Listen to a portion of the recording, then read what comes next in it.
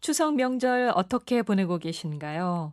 온 가족이 둘러앉아 맛있는 음식도 나누고 여름 내내 수고한 모두를 격려하고 정담을 나누는 그런 명절인데요. 오늘 이 시간에는 문헌에 나타난 추석 명절의 풍습, 그리고 지역별로 맛있게 먹었던 추석 음식 이야기를 함께 해볼까 합니다.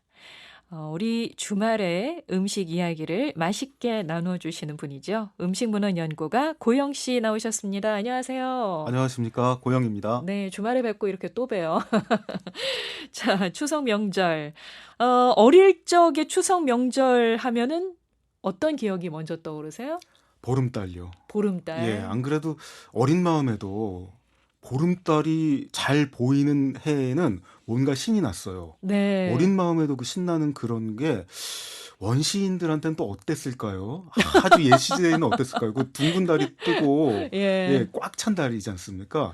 그게 심지어 뭐 어마어마하게 밝아서, 밤길까지 비추고, 뭐 산이고 들이고 윤곽이 보이는 거예요. 네. 진짜 신나겠죠. 예, 안 예. 그래도 그냥 쿵쿵쿵쿵 하면서 사람이 흥분되고 하던 어린 마음에도 그랬던 기억. 음. 그 기분을 키우고 여러 사람들이 나누면 음. 그게 한가위의 원형이 되는 거 아닌가요? 추석의 원형이 되는 게 아닐까요? 그런 생각은 지금도 납니다. 네.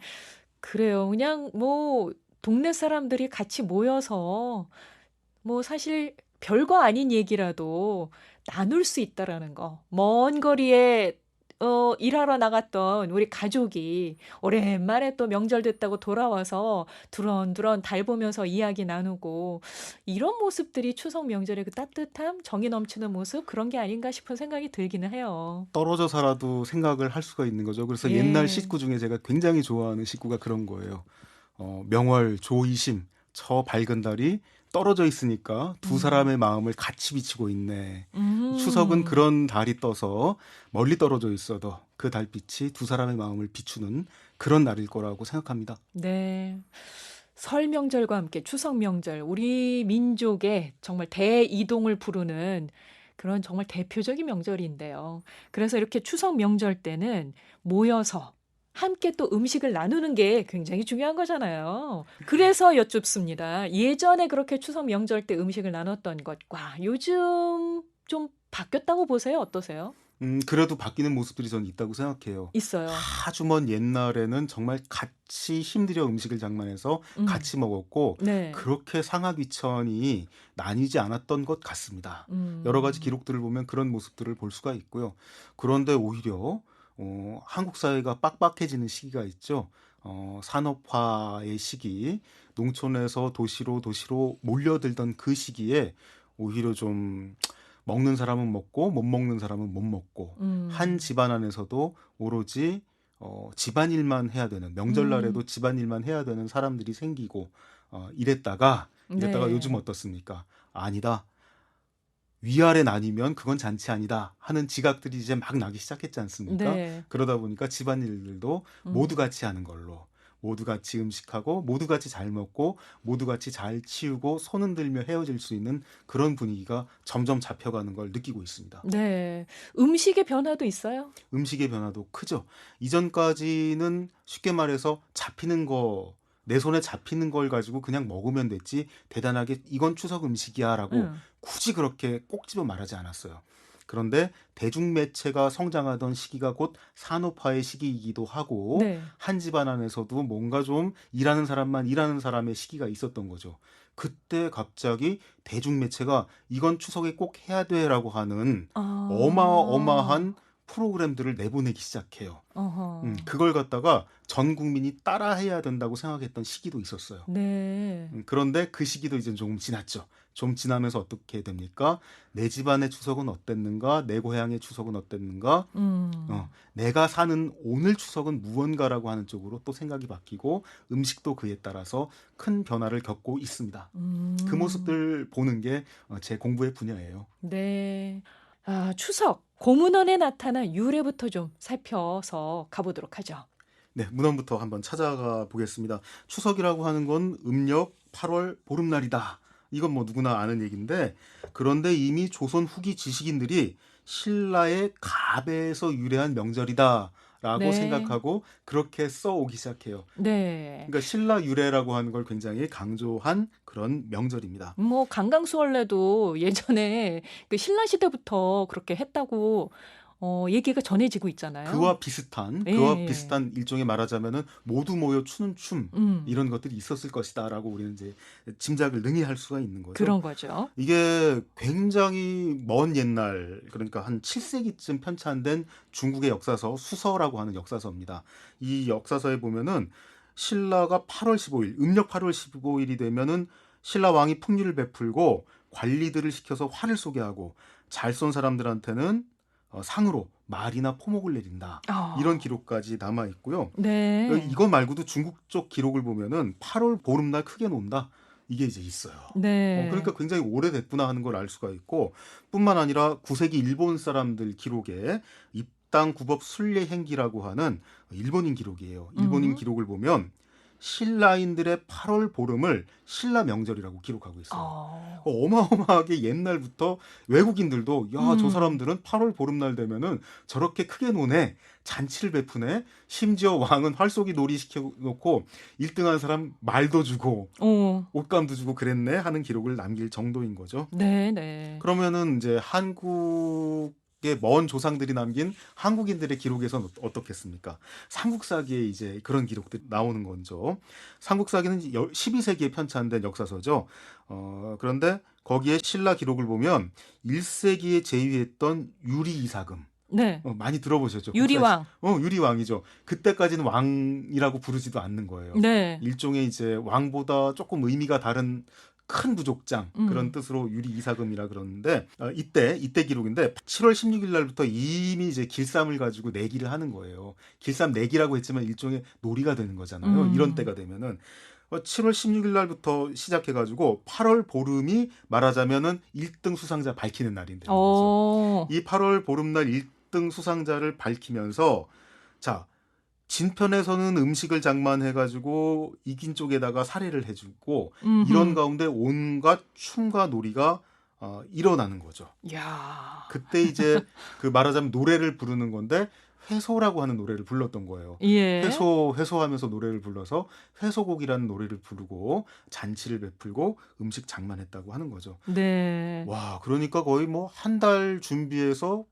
음력 8월 보름날 절정에 이르는 그런 놀이를 펼쳐졌던 거죠. 예. 이게 뭐 우리 기록에 나와 있습니다만 아마 교과서에서 여러분께서 보시기도 했고 수업 시간에 배우셨을 거예요. 하지만 다 잊었죠. 지금 이렇게 새롭게 얘기를 듣고 보니까 아니 그 시대에는 온 나라가 나서서 정말 요즘 우리가 얘기하는 국가적 페스티벌을 열었던 거네요. 온 나라가 들썩하니까 그러네요. 7세기 중국인의 눈에도 저 사람들은 저때 저렇게 놀아 어. 신기하고 9세기 일본인의 눈에도 8월 보름은 신라인들의 잔칫날 이런 기록이 어. 남았던 것입니다. 그러네요, 그러네요. 그래서 이렇게 진편에서 또 음식을 잔뜩 장만해서 온 나라 사람들이 같이 마음껏 먹으면서 기뻐하고 즐거워하고 이런 축제의 날로 삼았던 8월 15일 명절이네요. 그 명절의 감각이 아마 아득한 옛날부터 우리 피 음흠. 속에 면면하게 이어져서 오늘에 이른 것이 아닐까 싶어요. 네네. 그거하고 또 손을 잡는 게 뭐냐면은 음력 8월 15일의 농사 감각입니다. 음. 한반도의 음력 8월 15일이라고 하는 그때는 뭐냐면은 와, 한여름에 진짜 농번기지 네. 않습니까? 정말 고양이 손이라도 빌리고 싶을 만큼 바쁠 때고 단 하루도 편하게 쉴 틈 없이 일을 해오는 때예요. 네. 그런데 8월 15일 그 즈음은 어떤 때냐면은 딱 한 번 음. 본격 수확을 앞두고 농업에 종사하는 모든 사람들이 쉴 만한 때입니다. 아. 네. 그러니까 이 쉴 만한 때가 그 잔치에 감각하고 손을 잡고 음흠. 그게 폭발한 게 추석 명절 음. 아닌가 싶습니다. 이 추석이라는 말을 그냥 한자를 그냥 풀면 가을밤인데 왜 우리가 한가위 명절이라고 얘기를 하잖아요. 한가운데 뭐 정말 딱 꽉 그 찬, 가득 예, 예. 찬 가득 하나 찼고 가득 찬 그런 진짜 백이고 예 진짜 백이 그런 명절 꽉 찬 명절이죠. 진짜 백이 명절이 되는 거죠. 그래서 이때에 8월 15일 음력 8월 15일 이때쯤 되면은 인제 햇꽃식이 나오고 햇과일이 나오면서 그래서 추석상이 풍성해지는 때입니다. 근데 추석이 음력 8월 15일로 정해서 지키기 때문에 어떤 때는요, 보니까 9월 초, 양력으로 9월 초쯤에 추석을 보내는 때가 있고요. 그리고 올해 같은 때도 있고, 어떤 때는 10월로 넘어가는 때도 있어요. 그러다 보면은 진짜, 어, 이 햇곡식, 햇과일, 그때 뭐 이제 막 나오기도 하지만 어떤 때는 안 나와서 좀 뭐랄까요? 상이 이제 풍성하지 않은 이게 이제 그런 때도 농업의 그렇죠. 있거든요. 제철하고 농업의 감각을 갖다가 다시 한번 생각해 볼 필요가 있는데 네네네. 이 절기가 그래서 굉장히 묘한 거예요. 한반도에서는 대체로 음력 8월 15일 전이 영글기 시작하는 때죠. 음흠. 그리고 제대로 된 수확이라고 하는 것은 추석 뒤가 되는 음. 거죠. 추석 뒤가 되니까 이건 이렇게 생각할 수가 있어요.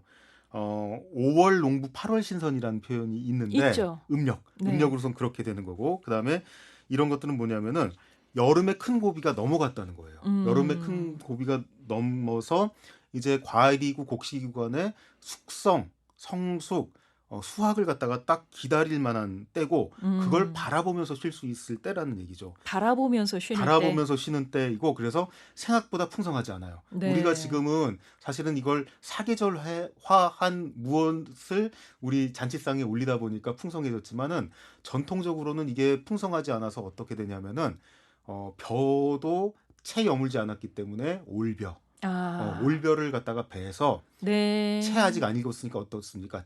찝니다. 네네. 쪄서 올리는 거예요. 아. 쪄가지고 그 올리고 그러니까 음. 이게 이거는 그러니까 추수감사하고는 아무 관계가 없어요. 그러네요. 추수감사하고 아무 상관이 없고 이때는 뭐냐면은 요만큼 우리가 해왔고 한 고비만 넘기면은 수확을 바라볼 수 있으니까 잠깐 쉽시다. 우리 아. 전 국민적으로 휴식을 그야말로 이때 맞는 게 사실은 베케이션이에요. 이때 네. 맞는 게 바캉스예요. 전 국민이 다 일을 놓을 수가 있는 요 시기 딱 한 음음. 번이에요. 전통적으로는 요 시기에 정말 온 국민 바캉스를 한번 하는 거. 요때 다들 어디 갑니까? 요때는 며느리들도 친정 한번 갈 수 있는 거예요. 예, 네네네. 아니면은 그냥 집에서 붙박이로 일했지. 그런데 이때야말로 한번 가볼 수가 있는 그런 때가 음. 되는 거죠. 전 국민적으로 이렇게 예, 조금 예, 쉴 수 있는 예, 그런 그런 시기로 때가 되는 거죠. 삼았군요. 좀 전에 그 삼국사기 얘기도 해 주시고 옛 문헌들 잠깐 소개를 해 주셨는데 조선 시대에는 이 추석과 관련된 기록들이 많이 있죠? 예, 조선시대 후기에까지도 그런 흐름들이 이어지는 거죠. 조선의 실학자 이익 같은 경우에는 성호사설이라는 당신 저술에서 우리나라의 민속 명절에 성묘를 8월 15일 날에 한다라고 하는 그런 얘기가 있고요. 그 다음에 달이 가장 밝아가지고 이때의 민속놀이가 크다라는 기록을 이미 남기고 계세요. 네. 그리고 또 뭐 그 후배가 되는 유득공 같은 학자도 서울 지역 풍속 기록인 경도 잡지에 이날의 이름을 추석, 음. 또 가위, 가배 이렇게 기록을 하고 있고 이분이 항상 그렇게 생각을 했어요.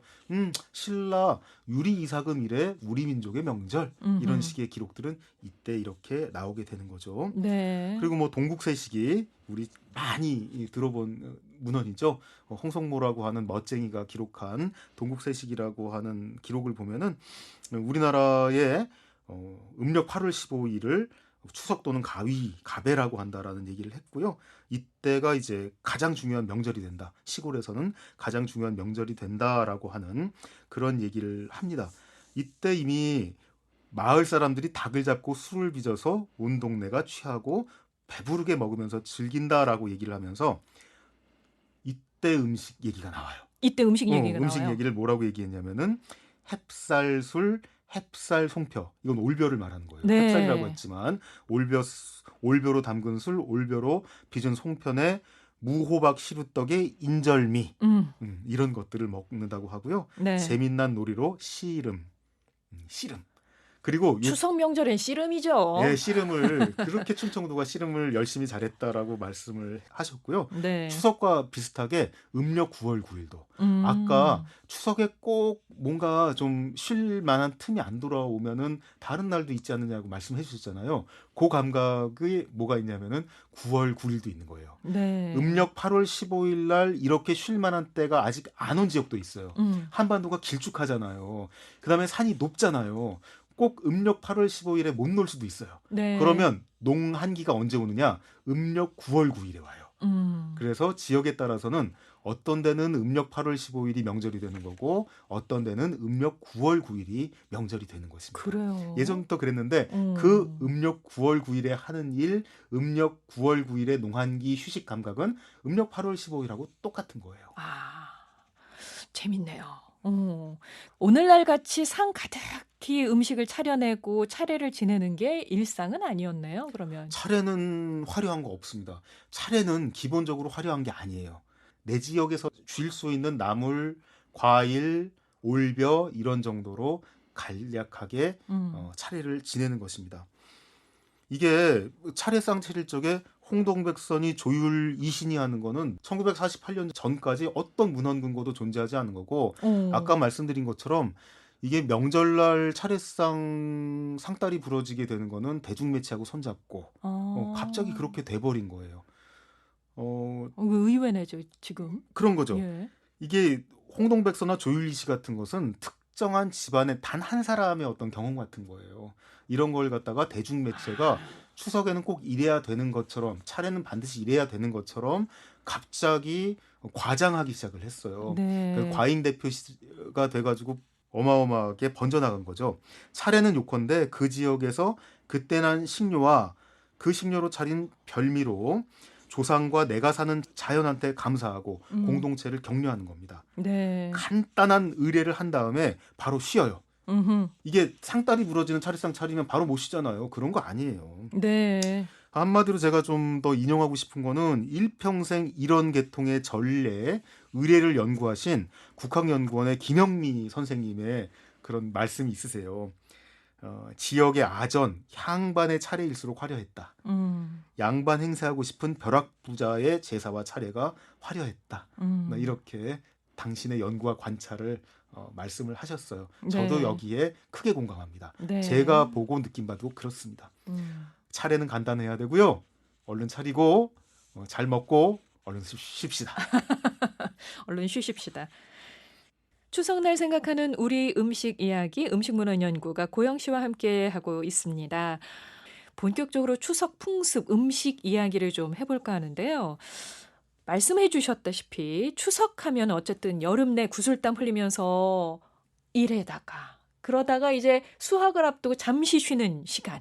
그래서 첫 열매, 올벼 뭐 이런 거를 먹을 수 있는 그런 시기가 되는 거잖아요. 그런 음식들을 이웃과 나누면서 정도 쌓고 또 가난한 사람들한테는 또 이런 명절이 굉장히 큰 위로가 되는데요. 관련 문헌들은 어떻게 기록을 하고 있습니까? 네, 문헌에서도 역시 음식은 정말 중요한 요소가 되는 거죠. 특히 이 보름달이 조명이 돼요. 조명이 돼요. 그래서 네. 보름달이 떠서 정말 밝게 비추는 그 아래서 이웃 사람들을 초대해서 닭 삶고 술 한잔 했다 하는 기록들은 여기저기 있습니다. 너무 많아가지고 입이 아파서 제가 다 읊지를 못할 지경이고요. 뿐만 아니고 그래도 밤대추가 연글어가는 때 아닙니까? 네. 이때가 되면은 정약유라고 정약용 선생의 둘째 아드님이세요. 이분이 쓴 농가원령가라는 시가 이런 식으로 표현을 하고 있습니다. 뒷동산 밤대추는 아이들 세상이라. 이때는 아이들도 뭔가 좀 먹을거리가 손에 잡히는 시기가 되는 거죠. 정학유는 다시 농가원령가에서 이 당시의 음식 풍속을 이렇게 얘기하고 있습니다. 북어포 저쪽이로 사다가 추석 명일 쇠어보세. 신도주 올벼송편 박나물 토란국을 선산에 제물하고 이웃과 나눠 먹세. 뭐 이런 식으로 이야기를 하고 있습니다. 네. 북어포 뭐 이제 그때는 명태 많이 잡혔을 시기니까 함흥 원산 이북에서 명태잡이를 해가지고 이 명태 만들면 북어가 되잖아요. 그 북어가 이미 이 당시에 전국화가 된 거예요. 전국 유통이 됐는데 북어포는 서민대 중 누구한테나 농민들한테도 돌아가는 맛있는 음식거리가 되는 거죠. 네. 우린 지금은 추석 때 무슨 북어포 뭐 그냥 이제 성묘 가서의 제수 정도로 생각하지만 그렇지 않고 그 당시에는 아주 본격적인 어떤 즐거운 먹을거리가 됐다고 할 수가 있고요. 저쪽이 그러면 뭐겠습니까? 조기도 많이 잡혔잖아요. 젓갈, 젓갈 담근 그걸로 맛을 갖다가 이제 맛있게 낼 수가 있으니까 이런 것들이 다 귀한 음식거리가 되는 거고요. 신도주라고 하는 건 뭐냐면은 쌀술이죠. 새쌀, 햅쌀술이라는 뜻이에요. 네. 햅쌀술을 하고 올벼송편도 하고 박나물은 이제 평소에 말려서 박꼬지 상태로 뒀다가 이렇게 말려서 쓰는 게 되는 거고요. 요런 정도 음식을 나눠 먹은 거죠. 네. 요런 정도예요. 좀 있는 집에선 닭 한 마리 삶았고 아니면 북어포가 그렇게 귀하게 쓰이는 거고 저쪽이로 맛을 낸 음식이 정말 맛있었던 거고 네. 박꼬지 같은 건 어떻게 쓸까요? 네, 이런 것들도 박꼬지 시루떡 같은 거 하잖아요. 그렇게 해서 먹을 수가 있고 국을 끓여서 먹을 수도 있고 올벼 송편 몇 개가 음. 귀한 음식이 되는 거죠. 네. 동시대 사람인데요. 김형수라는 분이 계세요. 이분은 농가 12월 속시라고 하는 한문으로 된 한시를 남긴 분이거든요. 이걸 제가 오늘 조금 번역을 해왔어요. 뭐라고 표현을 하셨냐면은 면화와 고추를 말리는 이 시기에 머루 다래가 맛있는 철 이렇게 말씀하셨어요. 머루 다래가 맛있대요. 뒷동산의 대추와밤은 아이들 차지. 이건 정학유하고 똑같은 표현을 썼고요. 시장에서 조기 북어 사다가 올벼송편 햅수수술 박나물 토랑국 끓여 맛있게 먹는다. 이런 말씀을 하세요.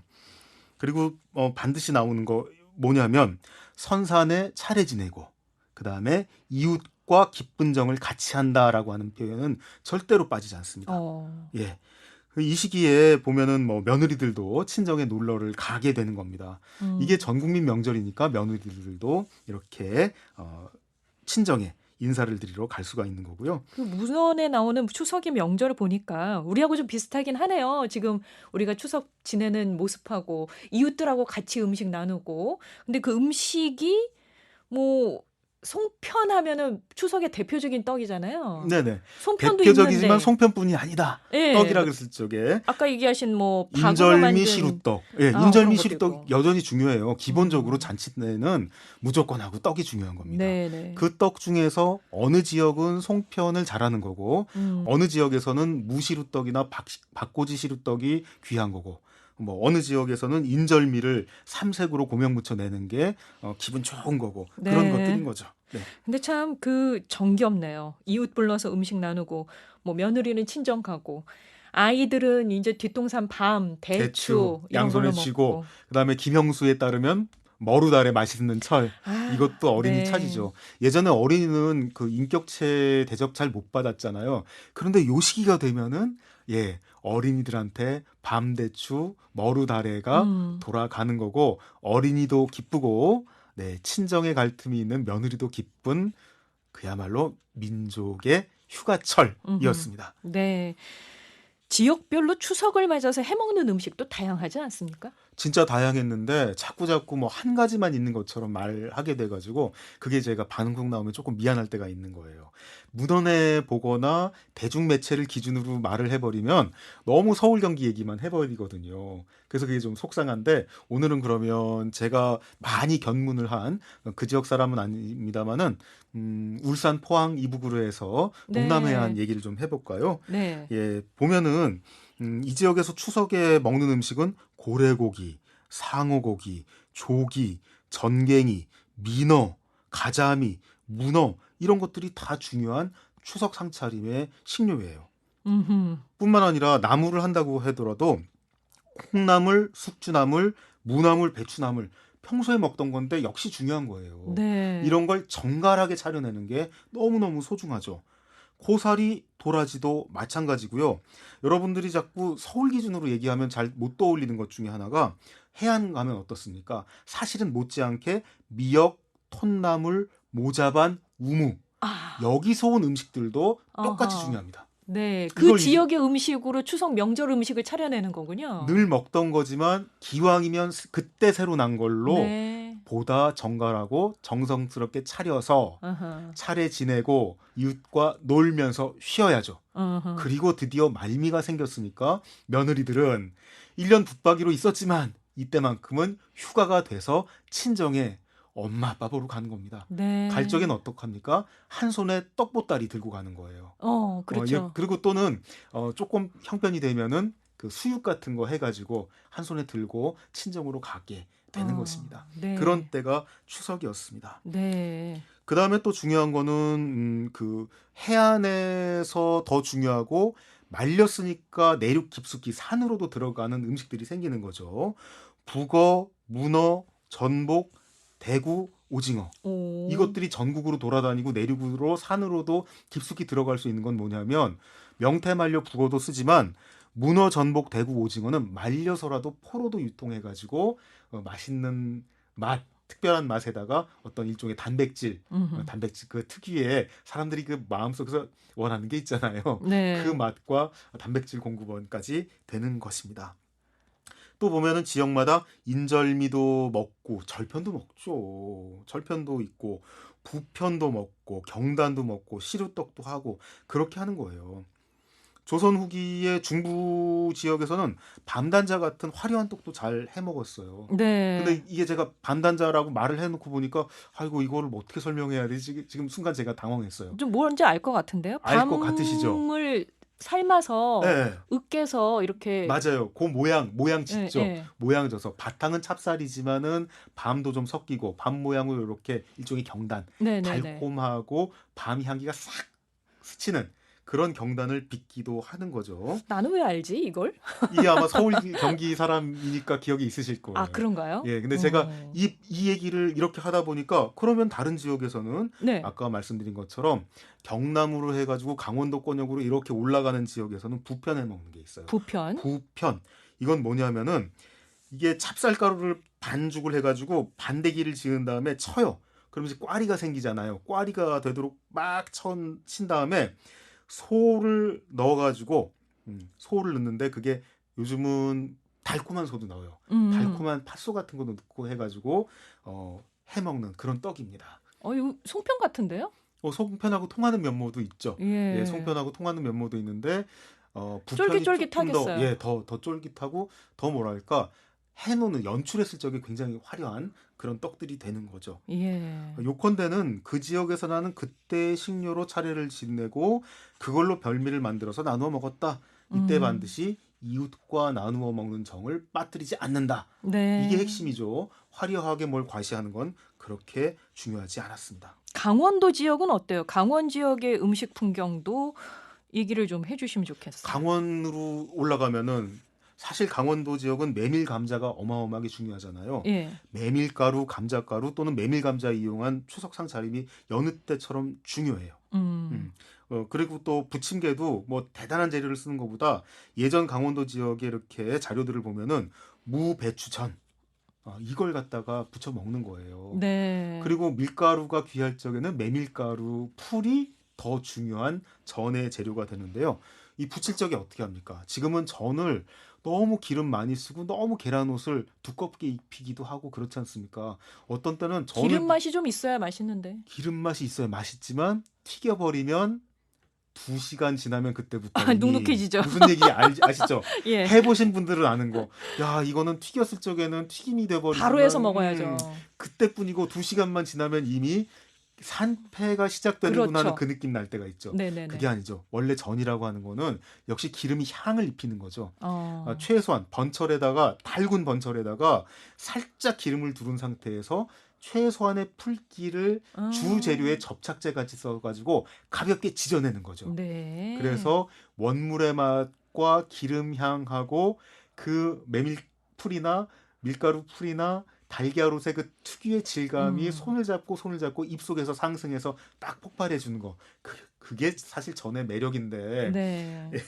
사실은 없을 때는 오히려 그렇게 아껴가면서 귀하게 그렇게 전을 해 먹어왔던 것입니다. 네, 저는 사실 감자전 좋아하거든요.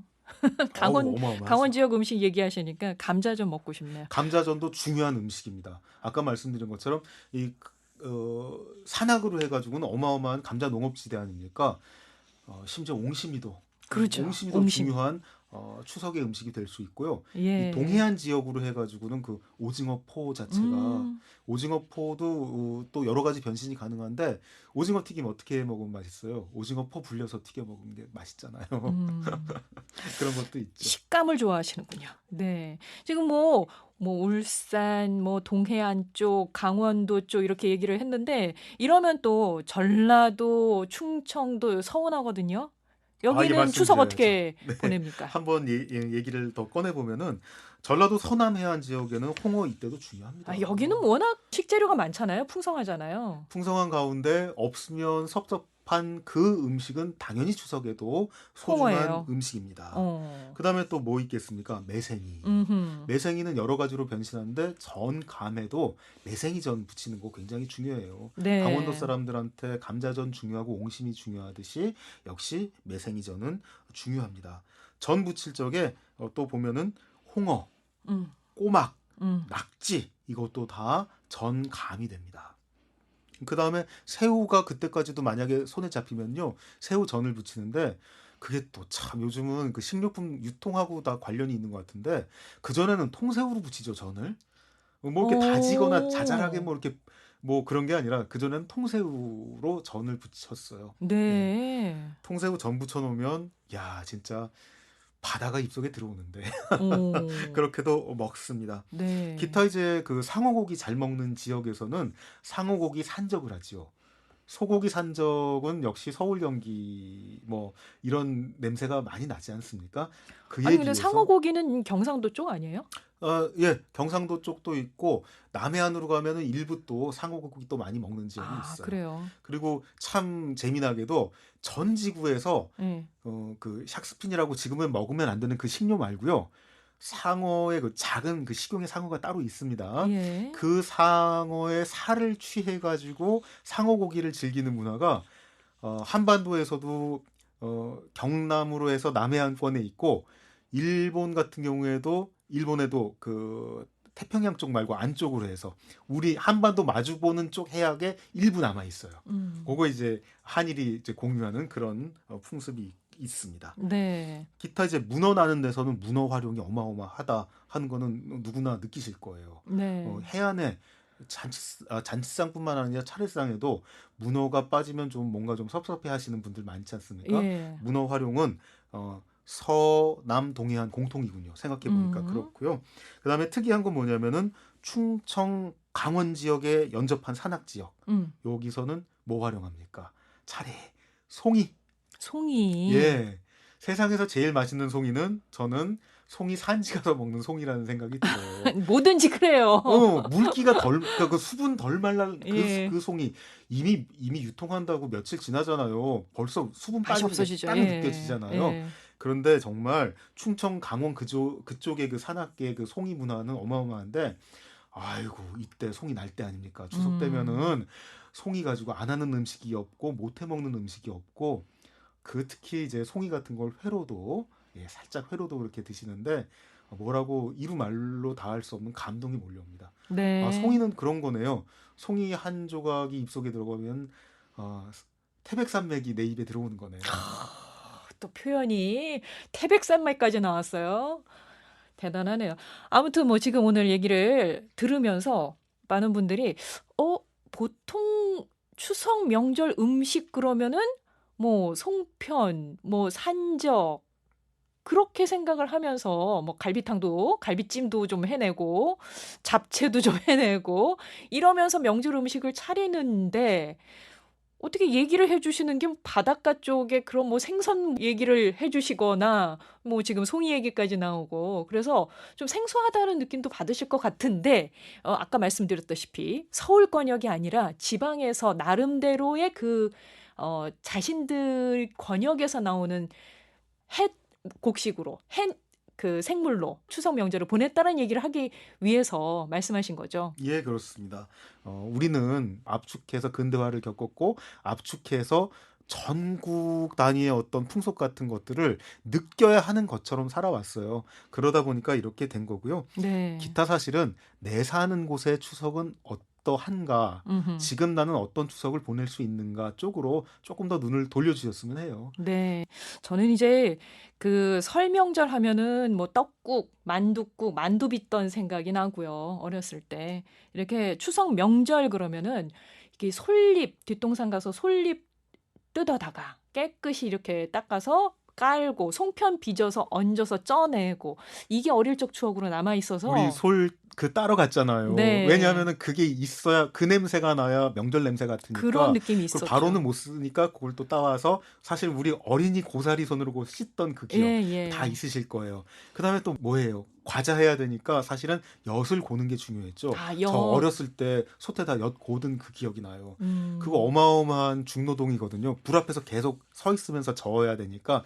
그러니까 어떻게 하냐면은 어머니가 우리 삼남매인데 얘들아 이리 온 그러면은 허클베리 핀 그 페인트 칠하듯이 네. 담장에 페인트 칠하듯이 셋이 돌아가면서 불 앞에서 너 한 번 나 한 번 하면서 삼남매가 그 엿솥에서 네. 주걱으로 솥 젓던 그 기억이 나요. 저는 또 하나 식혜, 밥알 동동 띄어서 그렇게 또 식혜를 해 주셨던 그 식혜 그 끓었던 그 그 냄새, 예, 그 냄새가 냄새가 있죠. 아직도 나는 것 같아요. 그런 명절의 추억들이 있는데 사실 그 명절의 음식의 추억이 사실 현대에 와서는 좀 많이 바뀌지 않았나 그런 생각도 좀 해보게 돼요. 아무래도 자꾸 그냥 하던 안에서 최선을 다했고 아까 말씀드렸다시피 그 많은 음식들이나 손 많이 가는 거를 특별하게 한번 해먹는다 그랬을 적에는 이리온이라고 하는 건 굉장히 중요한 거예요. 이리 온. 온 공동체가 네. 온 공동체가 사실은 그 집의 음식의 선장님 같은 분이 뭐 말하자면은 그 집안의 제일 큰 여성 어른 음. 그분들이 이제 선장님이 되는 거예요. 그래서 대가족들이 다 역할이 있는 거죠. 밤 같은 건 누가 쳐요? 남자들이 쳐야 되는 거예요. 그럼요. 밤 쳐서 날라야 되죠. 예. 솔잎 닦는 건 누가 해요? 어린이들이 당연히 해야죠. 딱 해가지고 대령을 해야죠. 네. 상 편다 그러면 교자상 새로 닦고 그럴 적에 어린이 청소년들이 몸을 제게 움직여야 하는 거죠. 아. 거기 밀가루 좀 펴라 그러면은 쟁반에다가 밀가루 뿌려서 탁탁탁탁 쳐가지고 대령하고 그렇게 해 오다가 어느 순간에는 너무 화려하게 보여주려고 과시하려고 사다가 쌓아놓고 남 부려서 뭐 하고 이런 것들이 너무 좀 커졌던 것 같아요. 좀 안타까움이 있으시군요. 안타깝게 그런 시기가 있었고 예. 그 시기가 어느 순간에 이제 진짜 바뀌고 있어요. 바뀌고 있고 이젠 분위기 달라지는 거 보이시죠? 그래, 다 같이 하죠. 다 같이 하고 네. 다 같이 잘 쉬자. 네. 서로 웃고 이 명절 연휴 잘 지나자. 이렇게 되는 거죠. 그래서 마지막으로 즐겁고 행복한 우리 추석 명절 보내기 위해서 음식문화 연구가로서 고영 씨가 한 말씀을 하신다면 어떤 얘기를 해주실까요? 제 생각엔 그래요. 추석이라는 거는 한 해를 잘 보내고 여기까지 왔다. 이제 다시 힘을 내서 한 해의 끝으로 가보자 하는 결심과 격려를 나누는 때라고 생각합니다. 이때는 어린이도 한 집안의 여성도 청소년도 청년 누구도 다 즐거워야 하고요. 내가 나를 격려하는가 하면 공동체가 공동체를 토닥여 줄 필요가 있는 그런 때예요. 네. 그 마음이 나누어지고 그 마음이 이어져야 진짜 명절이겠죠. 이때는 그 누구도 심부름꾼이어서는 안 됩니다. 서로 도와서 준비해야 되고 만약에 이때에도 상어기천을 나누는 누군가가 있다면 이날은 잔칫날이 안 되는 거예요. 저는 제 얘기보다 정약용 선생의 둘째 아들 정하규 선생이 남긴 이 말로 추석의 말씀을 대신하고 싶습니다. 어떤 건가요? 여름 지친 얼굴 회복이 되었느냐. 중취하 밝은 달에 지기 펴고 놀고 오소. 마음껏 놀고 오라는 말입니다. 이건 그 집안 며느리께 한 말인데 이게 곧 며느리의 처지이기만 하겠습니까? 모든 사람에게 중취하 밝은 달에 지기 펴고 놀고 오소 한마디 전해드리고 싶습니다. 네, 지금까지 고영 음식문헌 연구가와 함께했습니다. 말씀 감사합니다. 감사합니다.